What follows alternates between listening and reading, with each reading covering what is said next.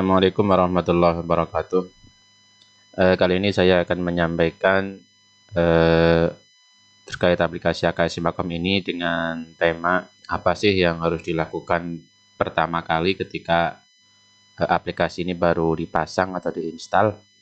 Ya, jadi setelah penginstalan selesai, langkah yang direkomendasikan untuk pengelolaan ini yaitu login admin ya. Ini pastikan sudah registrasi dan serial number dan nama lembaga sudah disesuaikan dengan sesuai register.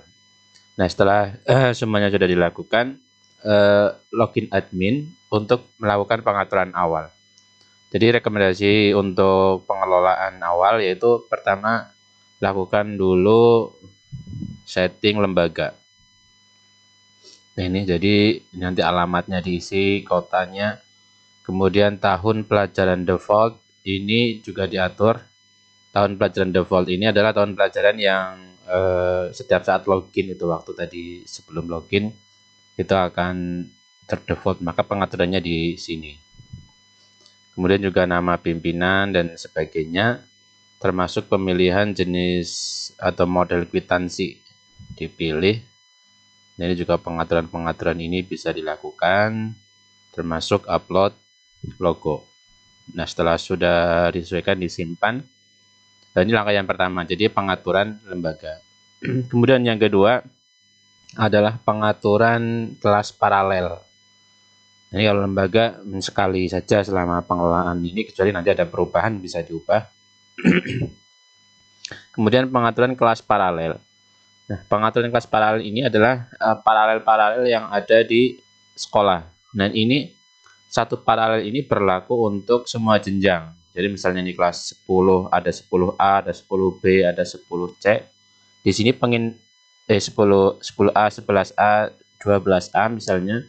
Penginputan nama paralel di sini cukup A gitu saja. Karena nanti di referensi siswa mengacu cukup ke A-nya. Jadi 10, 11, 12 sudah ada.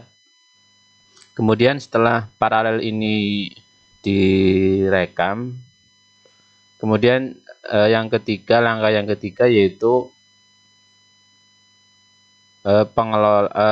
rekam user, ya, user pengelola. Ini direkam, ditambah. Jadi nanti bawaan aplikasi ini nanti dihapus aja setelah perekaman user yang ada di sekolah. Jadi tambah dulu nama user, username, password, dan levelnya juga disesuaikan semuanya. Jadi misal ada beberapa teller atau beberapa admin juga direkam semuanya dulu. Sehingga nanti nama yang tampil ketika login adalah nama sesuai yang user-user yang sudah didaftarkan. Ini perlu diketahui bahwa sistem ini itu multi user ya, jadi dalam satu level itu bisa terdiri dari banyak user tergantung kebutuhan sekolah. Dan cara membukanya juga nanti menggunakan jaringan LAN atau WiFi ketika dipasang secara offline. Tapi ketika sudah online dengan dipasang di web hosting, tentunya membukanya dengan cara membuka domainnya. Kemudian yang selanjutnya adalah pengaturan jenis-jenis pembayaran. Jadi sebelum ke siswa, ini jenis-jenis pembayaran sudah harus direkam terlebih dahulu. Ya, ini tambahkan, misalnya namanya SOP misalnya.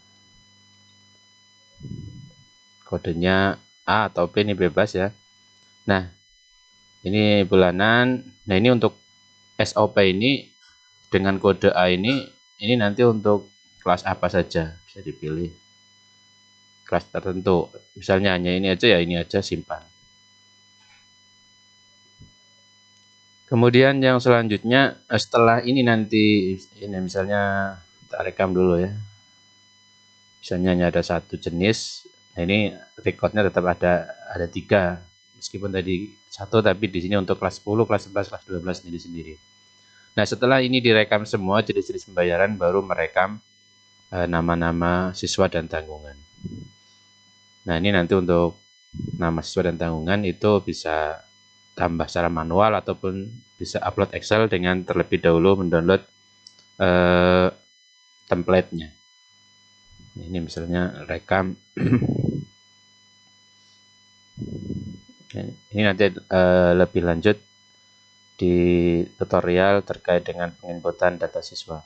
Nah, setelah lembaga di setting, kemudian paralel di setting, jenis pembayaran di setting, user pengelola yang akan mengelola di setting, nama siswa di setting, ini tinggal melakukan pembayaran saja. Jadi misalnya sudah ada siswanya. Ini karena belum ada siswanya ya. Nanti kalau udah ada siswanya di sini tampil, klik bayar gitu sini. Nah, setelah transaksi pembayaran proses selesai karena laporan-laporan ini nanti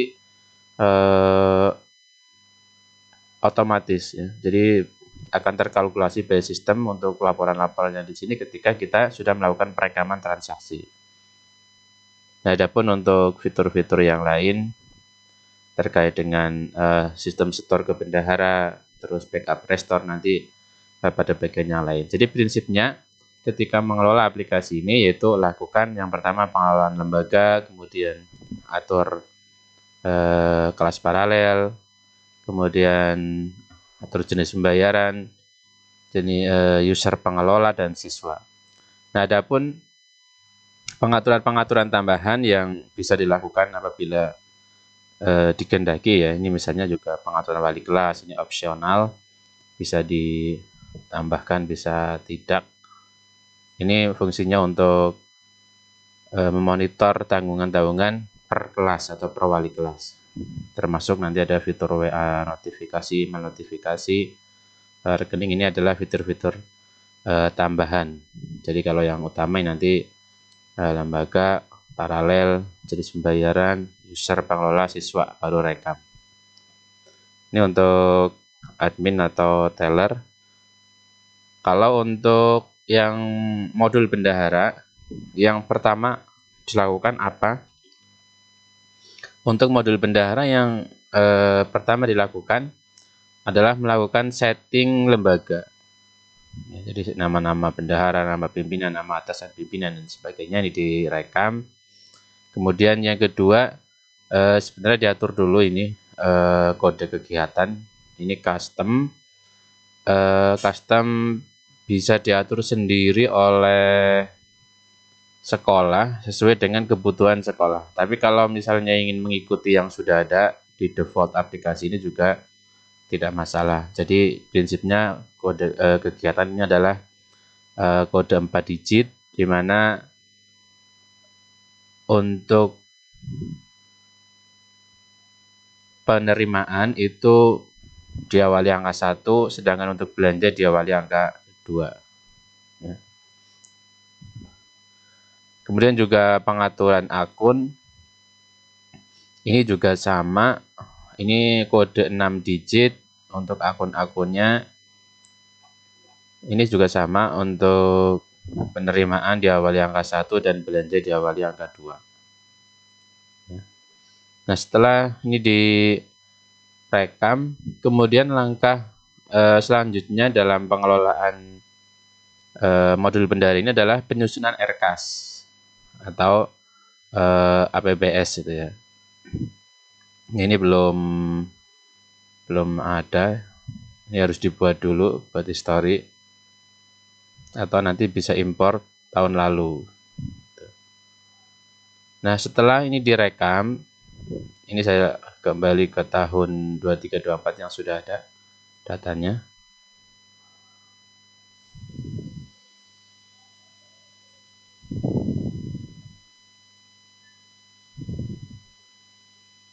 Nah, ini sudah ada datanya.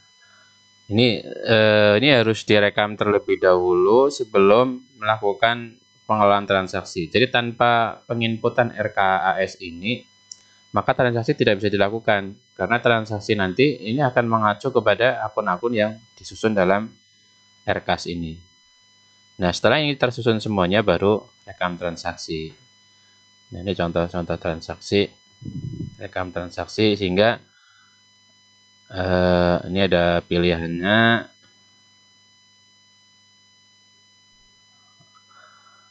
Nah, setelah perekaman dilakukan, maka report-report dari aplikasi ini juga sudah otomatisasi. Asalkan sudah direkam RK, sudah direkam transaksi, maka seperti BKU, kas tunai, kas bank ini sudah tinggal cetak saja. Karena sudah tidak perlu disusun ulang, karena ini sudah diatur atau di sistem oleh aplikasi. Nah, itu sekilas tentang apa sih yang harus dilakukan pertama kali untuk pengelolaan aplikasi ini. Oh ya, mungkin satu lagi ini terkait dengan tabungan ya mungkin. Ini juga hampir sama dengan teller. Apa yang harus dilakukan? Ini saya kembali dulu ke 2324 karena tanggal sekarang periode 2324. Ini juga sama, perekaman yang awal adalah perekaman nasabah. Perekaman nasabah atau siswal ya. Siswa bisa ditambah secara manual. Dari ini siswa ini adalah yang ada di aplikasi AKS, tinggal tambahkan di sini.